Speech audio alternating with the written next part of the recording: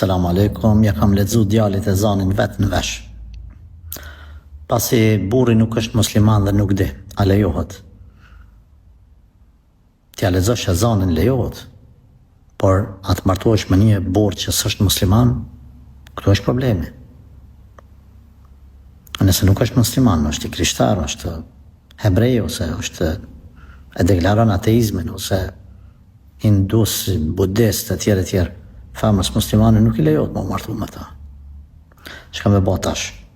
Lutëm këshilloje sa më shumë, sa më shpejt le ta pranoj islamin.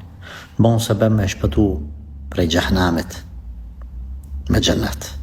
Nëse ke për qëllim nuk është musliman, dhe më thonë nuk është praktikues i islamit, është musliman, po s'është praktikues sa duhet, atë lusë Allah në të prapë që ta udhëzoj dhe t'ja nisë me praktiku islamin. Të çështja e zanit është shumë mesele e vogël në krahasim me këtë tjetrën që po du më të këshillu. Këshilloni njerëzit, le të binë shahadet.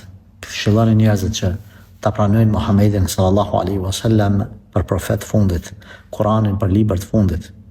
Të gjitha fetë, po e quaj kështu, hebreje, krishtere, islami, kanë një burim, janë nga Allahu, është dini Allahut i vetmi, por që hebrejt se kanë pranu Isën alayhi salam për pejgamber as Injilin për libër.